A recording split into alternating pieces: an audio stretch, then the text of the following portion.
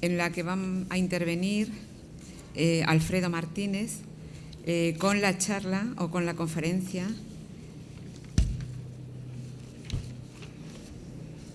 Avances en la investigación de la nutrición, nutrigenómica epigenética. En primer lugar, voy a presentar su currículum, aunque lo voy a resumir mucho porque si no estaríamos aquí una gran parte del tiempo. Alfredo Martínez es catedrático de nutrición y bromatología. Tiene responsabilidades académicas, por ejemplo, en su currículum hizo el postdoctorado en la Universidad de Nottingham en el año 82-84, fue profesor titular de la Universidad de Santiago en el 86, catedrático de la Universidad del País Vasco del 90 al 92, codirector del Instituto de Ciencias de la Alimentación de la Universidad de Navarra del 2003, director del Departamento de Fisiología y Nutrición 2003-2008, director Línea Especial Obesidad y Nutrición de la Universidad de Navarra desde el año 98, director científico asociado del Centro INIA de Soria para la calidad de los alimentos en el año 2008. Entre otras actividades, ha sido presidente de la Sociedad Española de Nutrición de la SEN del 99 al 2001, académico correspondiente de la Real Academia de Farmacia desde el año 97, secretario de la Federación Europea de Sociedades de Nutrición, presidente de la Federación Española de Sociedades de Nutrición, Alimentación y Dietética de la FESNAD 2005-2010.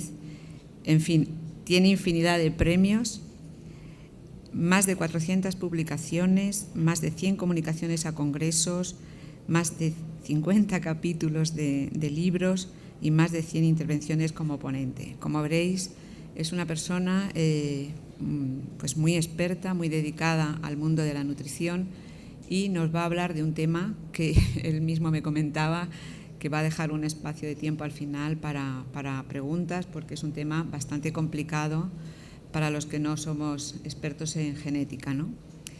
También agradecer, antes de que empiece Alfredo, a los laboratorios CINFA que han hecho posible que esta conferencia tenga lugar aquí en Infarma. Y sin más, doy la palabra a Alfredo Martínez.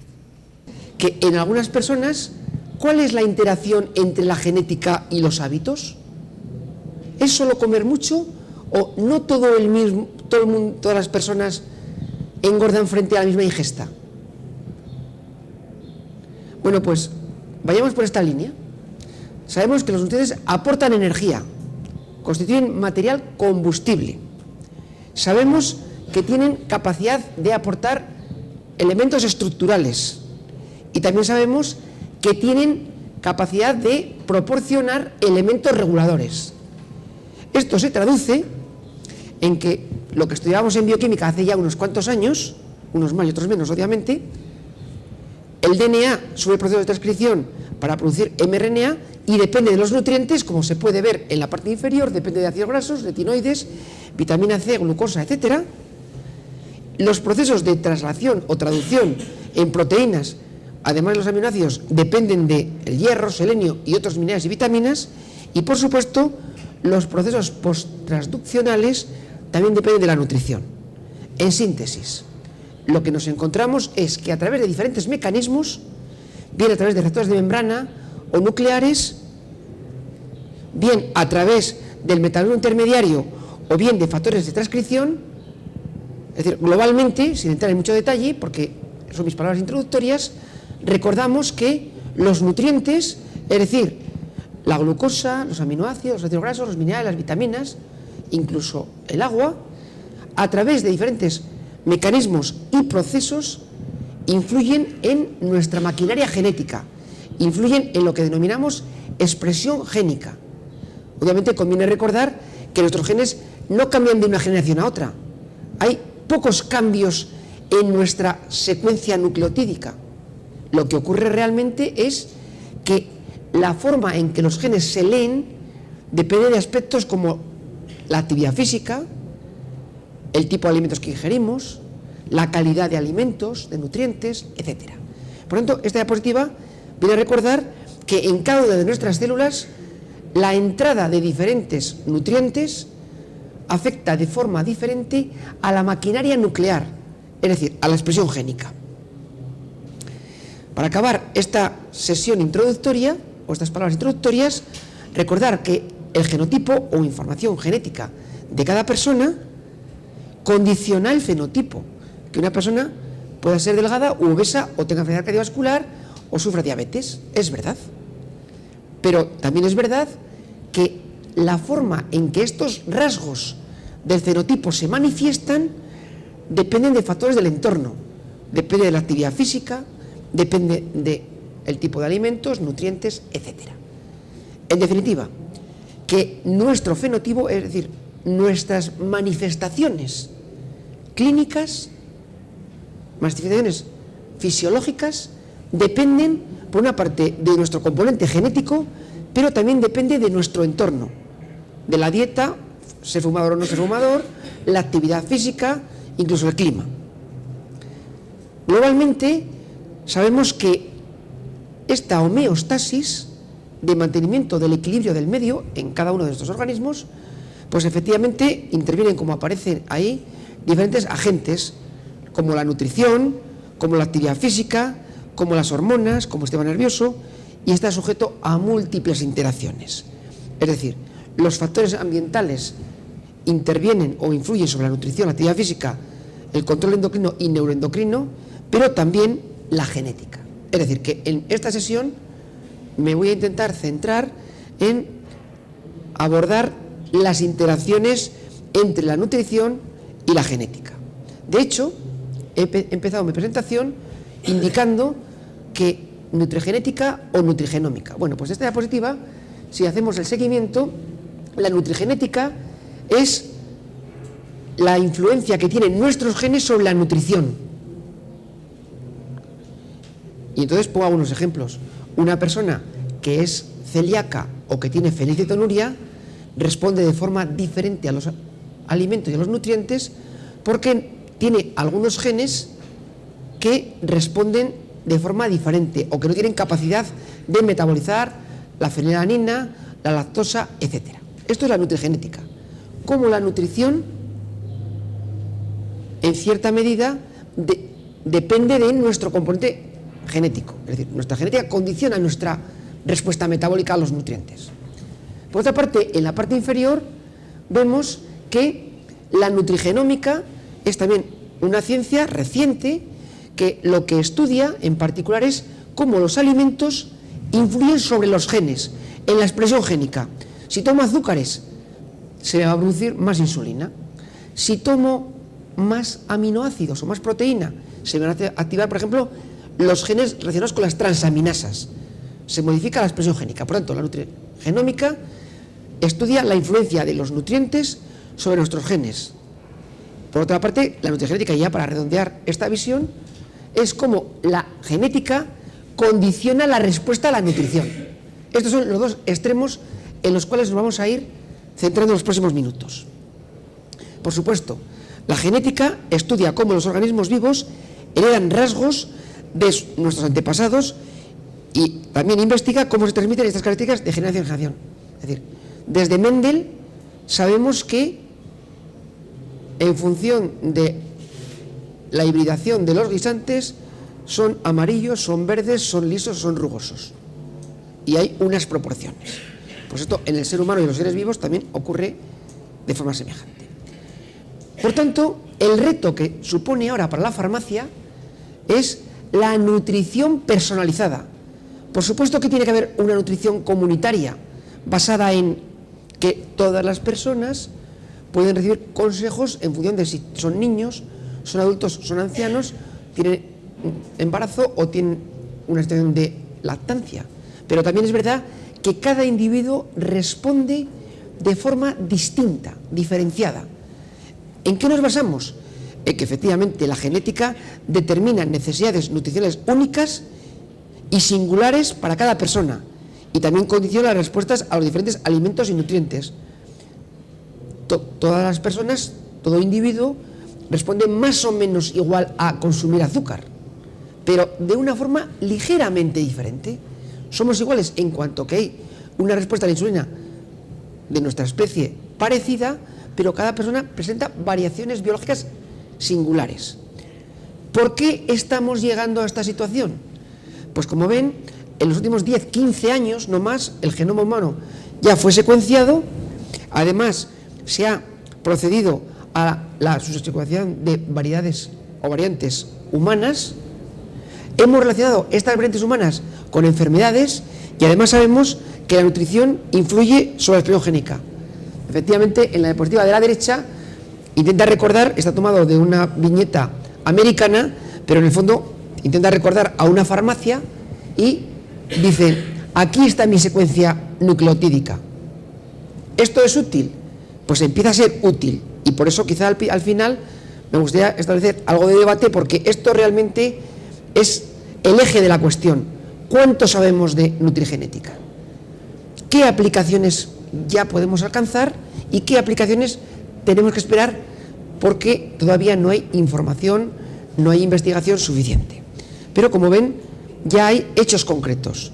Conocemos el genoma humano, conocemos cómo algunas mutaciones se relacionan con la enfermedad, sabemos que la nutrición influye en la expresión génica, no en los nucleótidos, pero sí que en la expresión génica. Por tanto, el genotipo de una persona, es decir, su secuencia, su genoma, afecta a la expresión génica y afecta a su situación nutricional. Esto es la síntesis de lo que hemos visto en los últimos minutos. Cada persona tiene un genotipo que condiciona su estado nutricional. Por supuesto que también depende de los alimentos, la dieta, los ejercicios, etc. Algunos ejemplos. Se me ha pedido que hable un poco centrando la obesidad, que es la obesidad del siglo XXI, la epidemia del siglo XXI. Pues nadie le cabe duda que la genética tiene un papel en la obesidad. ¿Y esto por qué lo sabemos? Porque hay síndromes mendelianos. Ejemplo, las personas que sufren síndrome de Down o síndrome de Prader-Willi son más propensas a ser obesas. O también tenemos modelos animales en los cuales hay animales obesos. Bueno, podríamos elegir cómo eligen nuestros ganaderos los cerdos para que tengan más o menos grasa, más o menos masa magra, más o menos producción de leche.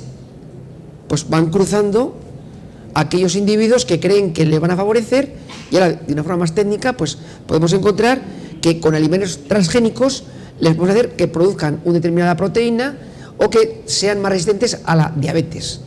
Y por supuesto, estudios de asociación y ligamiento en humanos han permitido también encontrar genes que predisponen para algunas enfermedades, sea la obesidad, sean las enfermedades de hipercolesterolemia familiar, sea la celiaquía, sea la intolerancia a la lactosa, etc.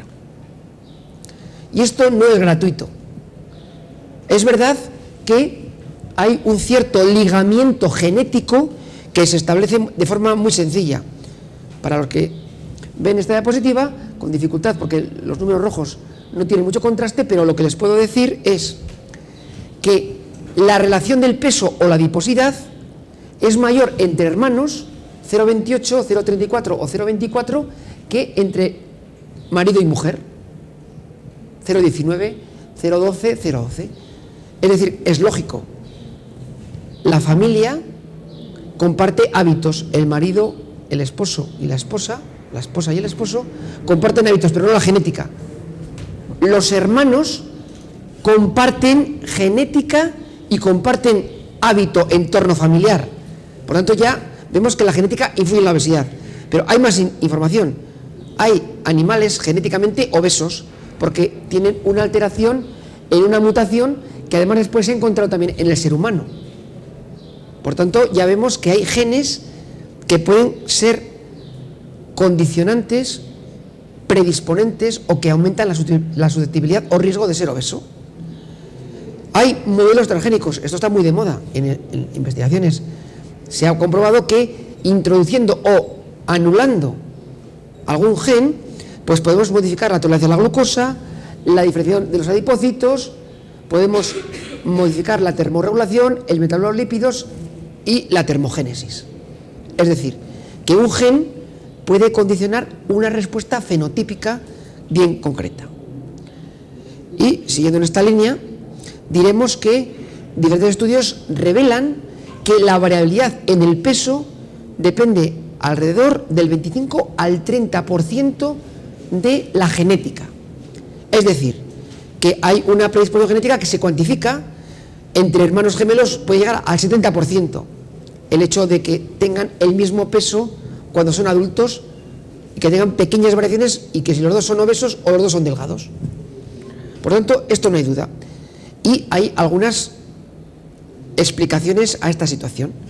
Como ven, la actividad física protege frente a la obesidad, el ver la televisión, el sedentarismo aumenta el riesgo, el consumir algún tipo de bebidas azucaradas aumenta el riesgo, pero los antecedentes familiares es el componente más importante para la odds ratio, es decir, el riesgo de obesidad.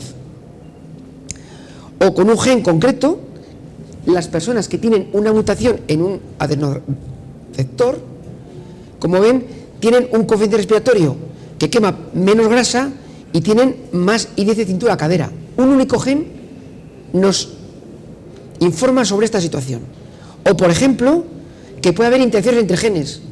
Mutaciones en dos genes, en el PPAR y en el adrenérgico beta 3, multiplica por 5 el riesgo de obesidad. Empieza a ser más complicado. Pero sabemos que puede haber entre 25 y 50 genes que controlan la adipogénesis, la termogénesis, el apetito y otros procesos que intervienen en la obesidad.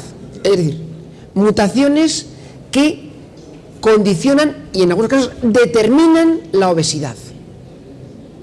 No hay dudas de esto, y de hecho prácticamente todos los cromosomas, como aparece en esta diapositiva, presentan alelos de riesgo.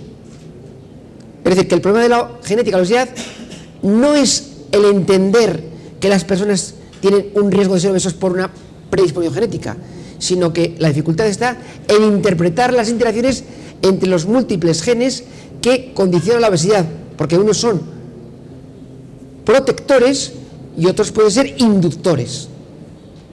Pero es verdad que la obesidad humana, el mapeo de nuestros cromosomas, ha revelado que prácticamente, salvo en el cromosoma Y, hay en todos ellos alelos de predisposición genética a la obesidad.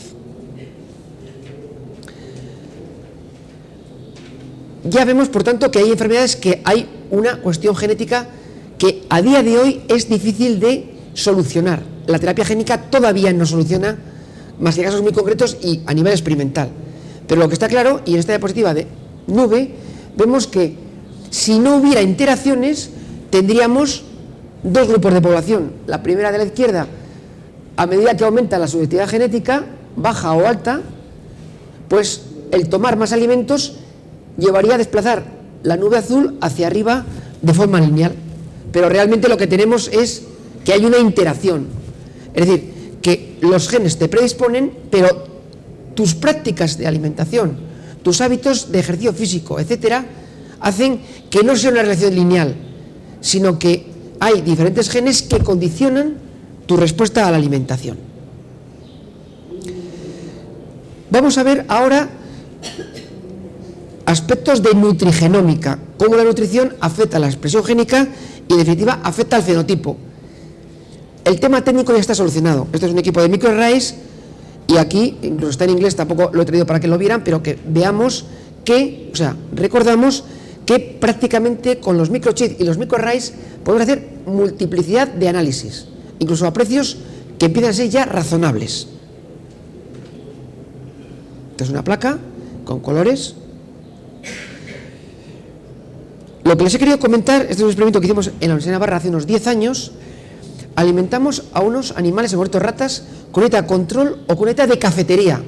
Es decir, esto quería decir no que les dábamos un pase para que fueran al bar, sino que les dábamos en la comida, pues aparte del pienso, pues galletas, foie gras, chocolate, y entonces engordaban más.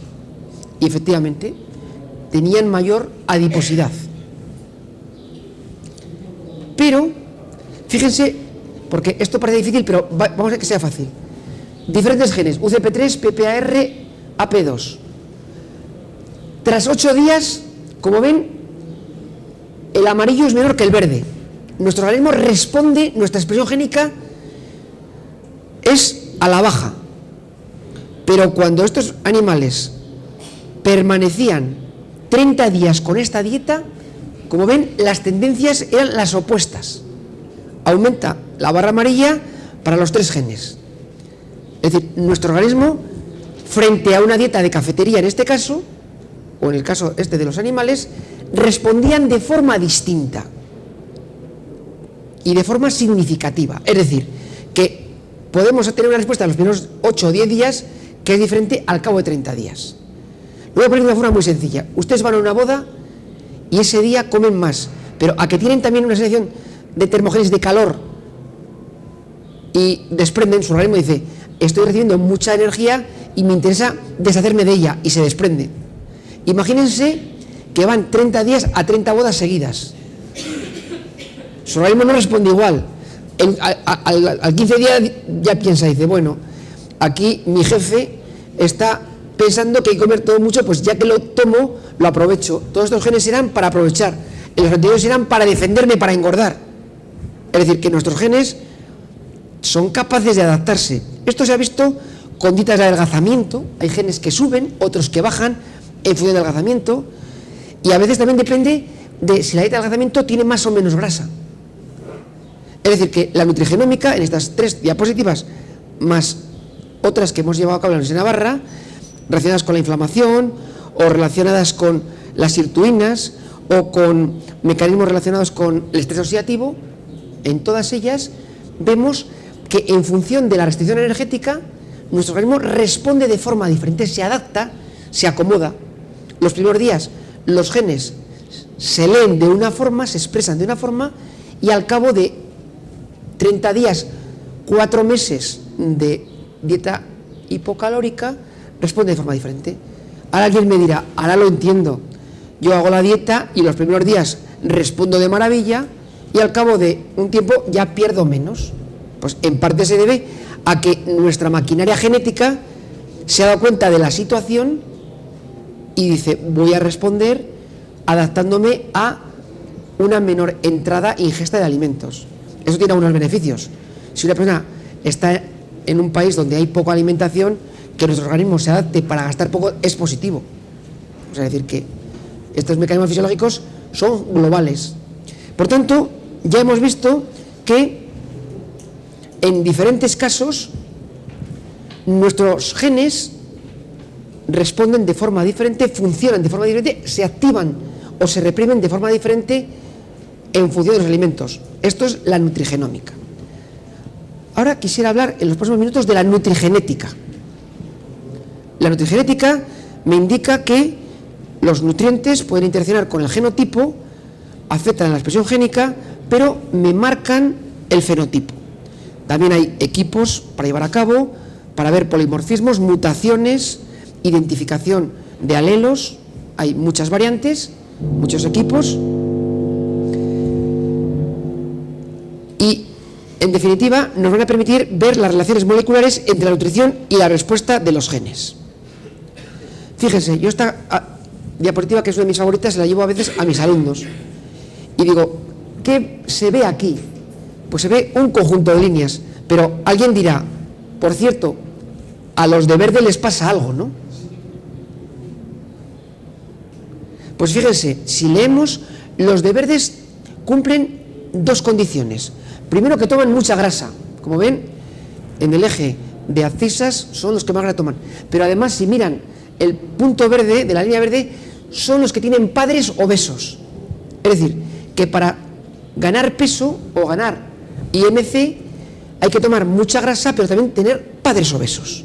Esto se ha visto también personas que son portadoras de una mutación, como ven, los que tienen la situación en amarillo, cuando toman cantidades crecientes de grasa, prácticamente no engordan. Todos los histogramas amarillos son iguales, mientras que los que no son portadores de esta mutación, cuando toman cada vez más grasa, en el quintil 5, son más proclives a ser obesos. Es decir, que la genética interacciona con la nutrición. Más ejemplos. Como ven, fijándonos en el cuartil de la derecha, vemos que el tener más o menos IMC, índice de masa corporal, depende también de si tomamos más poliinsaturados. Es decir, cuando una persona toma muchos ácidos grasos poliinsaturados respecto a los saturados, vemos que los portadores del alelo ALA tienen menos tendencia a ser obesos. Es decir, otra nueva interacción, tomar muchos ácidos grasos poliinsaturados y tener la mutación me protege. Y ya los dos últimos ejemplos, como ven aquí, tener la mutación en amarillo y tomar muchos hidratos de carbono me multiplica el riesgo de ser obeso prácticamente por 2, o tener otra mutación, en este caso del PPAR, el tener la mutación más luego consumir más hidratos de carbono también me hace más propenso a ser obeso, tener mayor índice de masa corporal. Por tanto, estas últimas 5 diapositivas lo que me han permitido recordar es que no solamente importa mi acervo genético, mi herencia genética, sino que también viene condicionada por el tipo de alimentación. A veces pues por el tipo de grasa, a veces por la cantidad de grasa, o puede ser por la cantidad de hidratos de carbono. ¿Qué aplicaciones tiene esto? Alguien me puede decir, esto es muy teórico. ¿Qué aplicaciones tiene? Voy a presentarles algunos ejemplos. Tener un polimorfismo, es decir, una mutación en el gen de la lipoproteína A5, hoy no intento que, más que transmitir el concepto, como ven, los de amarillo, que tienen el genotipo TT, frente a una misma restricción, pierden más peso. A los otros no les afecta la restricción. O, frente a la misma restricción, los que tienen el genotipo GG, frente al que tienen AA, unos pierden casi 8 kilos y los otros apenas pierden 1 kilo, frente a la misma restricción. O, por ejemplo, el consumo de fibra es influyente o influye sobre la pérdida de peso para personas que tienen una mutación en esa lipasa. Unos pierden el doble que otros al tomar más fibra. Doble interacción, la genética respecto a un gen, a una mutación, y consumo de fibra. La pérdida de peso también puede depender del contenido en grasa y si son heterocigotos o homocigotos. Hay una interacción. O también haplotipos, es decir, mezclas de genes. Como ven, se puede perder 4,3 o se puede perder 5,6 si tenemos una combinación de genes que nos predispone. Quizá otro ejemplo de interacción de genes, pero como digo, quizá el ejemplo más pragmático de todas estas presentaciones anteriores es el hecho de que, como ven, los que tienen 2 mutaciones en verde son los que tienen más peso al principio, les cuesta más perderlo y son los que más reganan. Cogemos en amarillo, tienen alrededor de 95 pesos, son obesos, pierden en 3 meses frente a una restricción energética parecida a los verdes, la misma, pero prácticamente mantienen el peso. Es decir, que hemos dado un paso más. La genética, el genotipo, condiciona la pérdida de peso, pero también condiciona la reganancia. En este caso, comprobado para 2 genes. Y esto, en estudios que hemos llevado a cabo en la Universidad de Navarra, se ha puesto de manifiesto que efectivamente se ha visto para el gen de la leptina, para variantes del PGC1, para del PIPAR y de la interleuquina 6, etc. Por tanto, me permiten hacer una pequeña reconsideración. Hemos visto que la genética influye en la obesidad, hemos visto que la nutrición influye en la nutrigenómica, en la expresión génica, y después hemos dicho que mi base genética condiciona a la respuesta a diferentes dietas. Esto ha sido los 3 aspectos que he tratado en mi presentación: obesidad ligada a la genética condiciona la pérdida de peso y la nutrición afecta a la respuesta de mis genes. Bueno, pues ahora ha aparecido una nueva idea que tiene ya unos años, pero se aplica a la obesidad. Es la epigenética, epi sobre la genética. Es decir, pues a partir de ahora estamos investigando, o se está investigando, cómo además de la secuencia de nucleótidos que condicionan la síntesis de una proteína, puede haber otros fenómenos, y es la epigenética. Entonces, esta diapositiva que la traduzco para ustedes, la epigenética es un nuevo elemento de juicio, pero no va a solucionar todo, pero al menos la refrescamos. Bueno, pues la nutriepigenómica es la interacción de la genética con la epigenética, la nutrición con la epigenética. Bueno, los procesos epigenéticos modulan la actividad y expresión de genes sin cambiar, sin depender de la secuencia de nucleótidos. Como ven, esto es muy interesante. Estamos diciendo que la secuencia es importante, pero que no es tan importante. Hay otros mecanismos. ¿Cuáles son estos mecanismos? Pues fundamentalmente dos. Nuestros nucleótidos pueden metilarse y nuestras histonas pueden modificarse. Es decir, que siendo la misma secuencia, hay formas distintas de leer. Y esto, como pueden ver aquí, puede afectar a la metilación del DNA, modificación de las histonas, al empaquetado de la cromatina o de los nucleosomas, siendo de una forma sintética. La dieta y los nutrientes, el estado metabólico, las enfermedades, compuestos metabólicos, afectan al mRNA, lo hemos dicho, afectan a nivel de proteína, pero también pueden afectar a la epigenética. En definitiva, nos encontramos que aquí los genes que tenemos en nuestro organismo, en cada una de nuestras células, pueden estar aquí, como ven, comprimidos, en esta zona están comprimidos o pueden estar extendidos. Cuando están comprimidos por esta acción de la metilación o de modificación de las histonas, se leen peor que cuando están extendidos, lógico. Si tenemos un periódico que está doblado, lo leemos con más dificultad que si está abierto. Por tanto, los genes siguen siendo lo mismo, pero la actividad y la expresión se lee de forma diferente por parte de nuestras células. Esto es la epigenética. Y para reforzar este mensaje, como vemos, hay genes reprimidos o activados en función de que tienen más o menos, permítame que lo diga, pegamento en su estructura cromática. Si tenemos eucromatina frente a heterocromatina, si está extendido la expresión, la lectura es más fácil, si está concentrado o comprimido, la lectura es más difícil. Cada uno de nosotros tenemos los genes que pueden estar, digamos, en acordeón o pueden estar comprimidos. Obviamente, y aprovechando el ejemplo de acordeón, tan importante es que estén extendidos. Se produce música cuando estiramos nuestros genes, pero también se produce música cuando los comprimimos, porque tenemos genes activadores, genes represores. Por tanto, es una poderosa maquinaria para que además de nuestros nucleótidos puedan ser leídos de forma distinta, puedan producir música diferente. Hay muchas técnicas, esta la traigo fundamentalmente para recordar como que hay muchas técnicas que ya lo podemos hacer de forma masiva. Y ahora voy a presentarles 2 o 3 ejemplos. Fíjense, los individuos de arriba estuvieron 8 semanas de restricción energética y con un equipo, con un microarray de Illumina, miramos su metilación. ¿Qué es lo que descubrimos? Pues que antes y después había genes que se metilaban más y otros que se desmetilaban.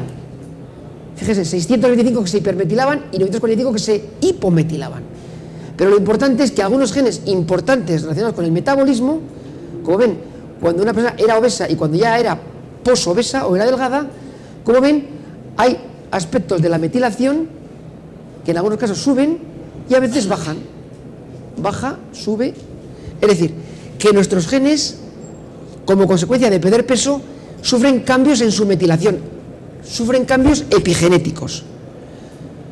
Profundicemos un poquito más. En este caso se llevó a cabo en mujeres y seleccionamos 21 que perdían peso bien y las comparamos con 6 que no perdían peso. Y analizamos las que no respondían frente a las que respondían bien. Individuos no respondedores frente a individuos, en este caso, respondedores porque eran mujeres. Bueno, pues se vio que 2 genes, el de la lectina y el TNF-alfa, pues tenían diferentes niveles de metilación entre los respondedores, como ven,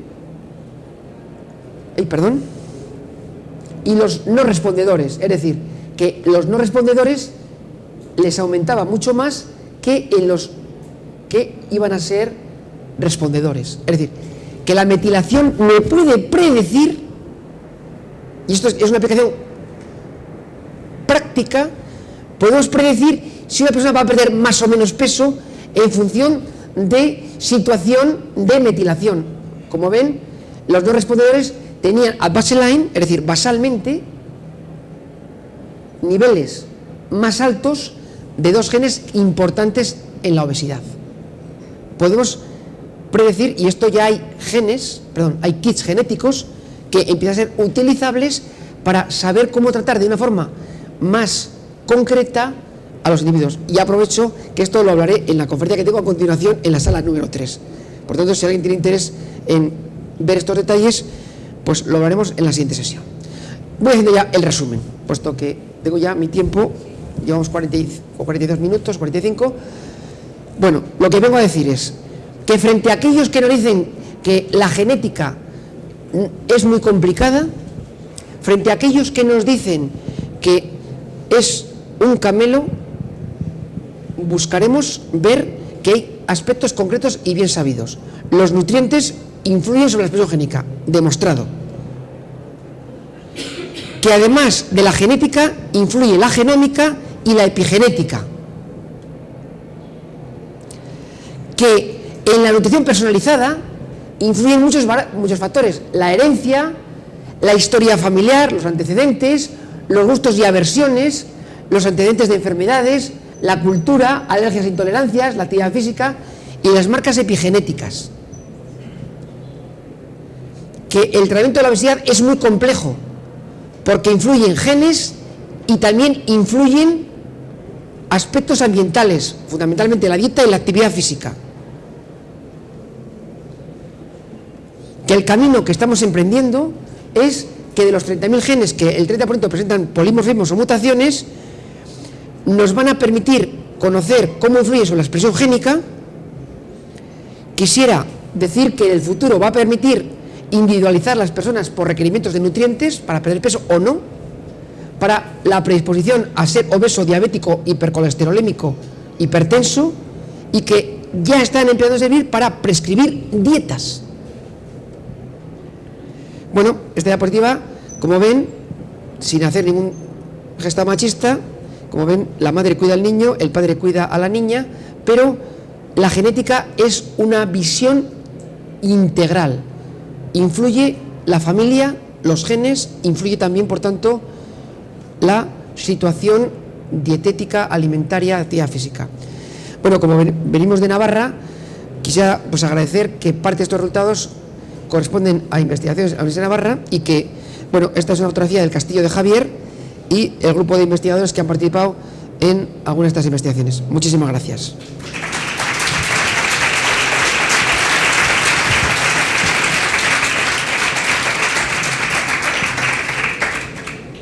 Alfredo se pone a disposición vuestra para que hagáis las preguntas que os parezcan. Le quería preguntar respecto a una aplicación práctica de la dieta personalizada. Es decir, ha mencionado, por ejemplo, que en función de la mutación genética, la respuesta a carbohidratos puede hacer a una persona engordar o no engordar, o también el tipo de grasa insaturada. Quería saber si existe actualmente una aplicación práctica, en el sentido de que yo pueda ir a la farmacia, hacerme un test y saber, al cabo, como resultado de ese test, que me diga, pues tendrías que bajar la ingesta de carbohidratos porque eres susceptible por esta mutación. O, en cambio, te conviene tomar frutos secos porque te van a proteger si tomas muchas grasas. Bueno, sí hay laboratorios, en concreto CINFA tiene ya una aplicación de este sentido, pero les diré, la dificultad está en el hecho de que, cogiendo individuos seleccionados para un gen, pues podemos ver si las nueces o la leche o los hidratos de carbono les afectan a su susceptibilidad para ganar o perder peso. La dificultad es que tenemos 30.000 genes y entonces hay que recurrir a lo que se llaman kit genéticos con genetic score o cómputos genéticos. Es decir, que ahora me consta que CINFA tiene uno que engloba unos 24 genes, pero claro, lo ideal es tener 40, 50 genes de la obesidad para ser más preciso. Porque es verdad que cada persona pues es diferente la respuesta, pero que tiene genes que le predisponen a la obesidad, pero otros le protegen. No somos homocigotos puros para ser delgados u homocigotos puros para ser obesos. Entonces, digo, hay test sí, que hay avances suficientes para aprovecharlo también, que hay que avanzar y estudiar más también. Le concretaré, en la sesión siguiente traigo un ejemplo práctico de cómo resultados relacionados con un test genético condicionan el consejo para que tomen proteínas o tomen hidratos de carbono. Es decir, personas que en un momento determinado su score genético sea bajo o alto, les conviene tomar una dieta para adelgazar diferente, o en algunos casos incluso ni siquiera dieta, hacer ejercicio físico. Si una persona tiene una mutación en los genes del beta 2, beta 3, yo creo que el tratamiento es hacer ejercicio, porque el problema es que tienen una lipólisis vinculada a la actividad física muy baja y por tanto tienen que hacer ejercicios importantes para perder peso. En otros casos lo que se va a recomendar es que tomen más proteína, en otros que tomen menos hidratos de carbono. Lo que les puede avanzar, y esto como a los científicos nos gusta ser a veces desafiantes, es que el papel de la grasa es cada vez menos importante a nivel genético. Nuestra evolución genética nos ha preparado para que aparentemente la grasa sea un elemento tampón y no es tan importante como se pensaba. Claro, si toma uno mucha grasa es importante, pero digamos en cuanto al reparto de energía. ¿De acuerdo? Muchas gracias. Somos transgénicos cuando hemos sufrido esa modificación genética en el sentido de, bueno, pues estamos manipulando los vegetales, ¿no?, para hacerlos más resistentes a las plagas o tal. ¿Esto se puede Sí. Bueno, vamos a ver. Lo que está claro es que de la fecundación de un óvulo por un espermatozoide, la persona que surge, pues toma genes del padre y de la madre. Claro. Pero en esta maquinaria de formación del cigoto, sí que a veces ocurren pequeñas variantes o pequeñas mutaciones, que el organismo tiene mecanismos para reparar, pero no repara totalmente todo. Es decir, que efectivamente ocurre que a menudo una persona pertenece a una familia de celíacos y efectivamente pues hay más riesgo de que los descendientes sean también celíacos. Pero también es verdad que existe un pequeño riesgo de que una de dos tengas un antecedente muy lejano y, por decirlo de una forma sencilla, el gen esté muy escondido, o que también tú sufras una mutación precisamente en el nucleótido que afecta a esta expresión génica. O sea, puede ocurrir todo. Lo normal es que no ocurra nada porque el propio organismo tiene procesos de regeneración y de reparación, que así se llama, para lograr que no haya grandes mutaciones, que no haya mutantes. ¿De acuerdo? Claro. El tema de la epigenética, ¿este tipo de modificaciones duran poco o se sabe si es una cosa permanente y qué factores lo provocan? Porque lo encuentro, bueno, muy, muy interesante. La metilación, como se puede ver, por el adelgazamiento puede cambiar y por tanto hace que nuestros genes se lean, hagan una música de forma diferente. Por tanto, la respuesta a su cuestión es: no es permanente, hay variaciones, pero también es verdad que hay también ventanas en las cuales esta metilación puede ocurrir. Es decir, es más fácil que ocurra en el periodo perinatal que en un adulto y no afecta a todos los genes igual, pero sí que podemos decir que es transitorio y no permanente. Pero es una curiosidad que el otro día me apareció en la farmacia, me preguntaron, mire, la aversión que se le tiene a la verdura, especialmente en la edad infantil, ¿tiene una relación con el aporte genético? ¿Está determinado genéticamente? El ser humano, entre comillas, está inicialmente programado para tomar leche, pero después poco a poco va tomando pues unas verduras, unos cereales, etcétera. En el tema de... Es verdad que algunas personas pueden tener una predisposición genética en el apetito. Hay personas que detectan mejor unos sabores que otros. Hay personas que desde pequeños no quieren tomar leche y puede que sea porque son alérgicos o que tienen una hipersensibilidad. Es decir, que yo le diría que en cuanto a su pregunta, en algunos casos será genético, no muchos, y en otros será más bien cultural, ambiental. Pero en algunos casos sí que puede haber un componente genético. Esto es mi contestación, sería esto. Algunas personas sí, pero no creo que sean demasiadas, pero sí. ¿La podemos aprovechar en deportistas, por ejemplo, de élite, para adaptar esa, sabiendo la genética, para adaptar esa nutrición en periodos de competición, periodos de entrenamiento? ¿Se está haciendo algo en deportistas? Se está haciendo muchísimo. Sí, ¿no? Es decir, usted sabe que para determinados deportes raza blanca, negra puede ser preferente, y que los hijos de atletas a menudo tienen mayor rendimiento deportivo, particularmente en aquellos ejercicios, en aquellas actividades deportivas que está ligado a la eficiencia energética, no a la habilidad. Es verdad. Y hay muchos estudios, es decir, que se está viendo que aparte de la propia, entre comillas, selección genética para el rendimiento deportivo, sí que es verdad que se está estudiando que en función de tu genotipo, pues a lo mejor para prepararte para un deporte, pues vas a tener que tomar más pasta o menos pasta. Esto claramente. Y no soy experto, pero le puedo avanzar que hay mucha información respecto a esto. En cuanto a la epigenética y los test genéticos, el test genético solo nos da la predisposición del genotipo, pero no nos daría cómo interactúa la epigenética sobre esos genes. Como digo, hay un gen que predispone a la obesidad, pero puedes tener entre tus genes unos que te predispongan y otros que no. En el caso de la epigenética, habría que medirlo cada vez. Decir, pues estoy más metilado en este gen o estoy menos metilado, porque en función de esa metilación, la lectura, la expresión génica va a ser diferente.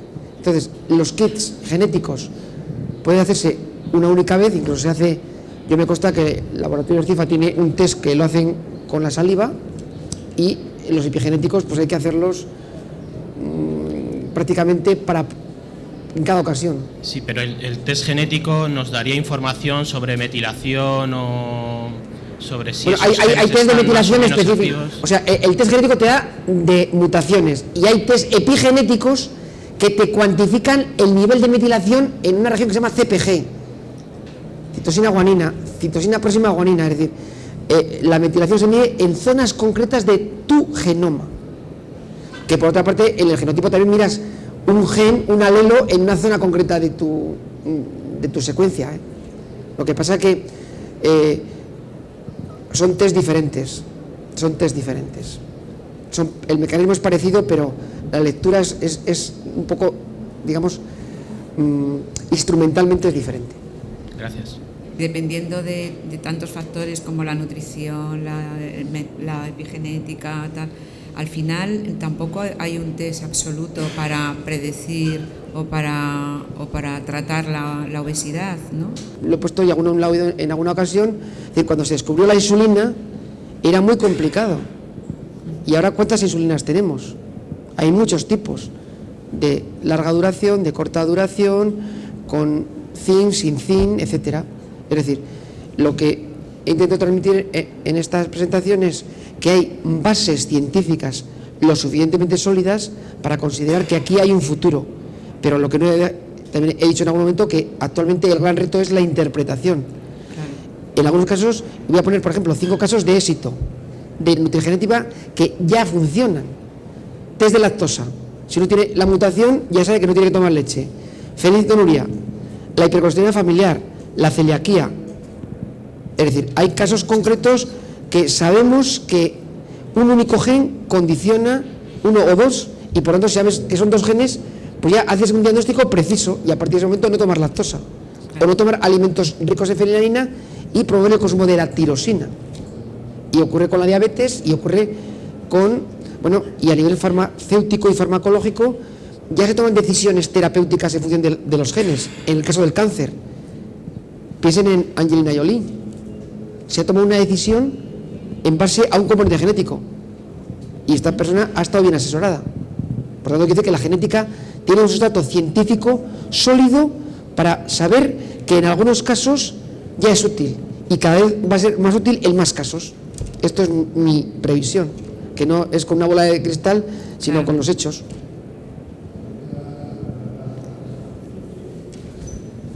En estos kits que están haciendo, ¿incluyen también la celeridad del metabolismo, o sea, esta prueba que se hace para luego tomar decisiones de farmacogenética también, o no está incluido, es otro tema?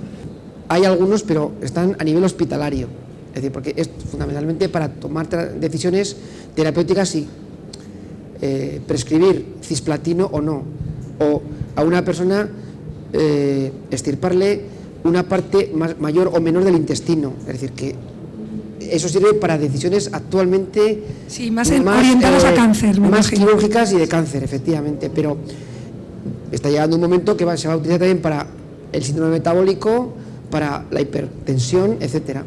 Y de hecho hay estudios, es decir, puedo decir que fármacos que ahora están retirados, pero ya se llegó a hacer con la sibutramina o con, creo recordar, con la fluoxetina, que también se hicieron estudios que no todo el mundo respondía igual frente a la fluoxetina. Ahora esos estudios han quedado sin aplicación por los efectos secundarios, pero están hechos.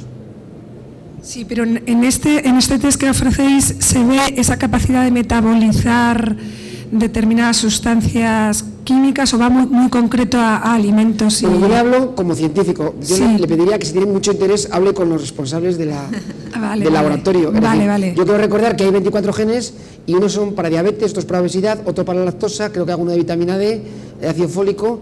Hay diferentes. En general hay unos 16, creo recordar, que están relacionados con la obesidad, el metabolo lipídico y el metabolo de hidratos de carbono. Quizá les sirva, pero hay otros que sirven para otras, para detectar o diagnosticar o prescribir o pronosticar diferentes circunstancias metabólicas, ¿no?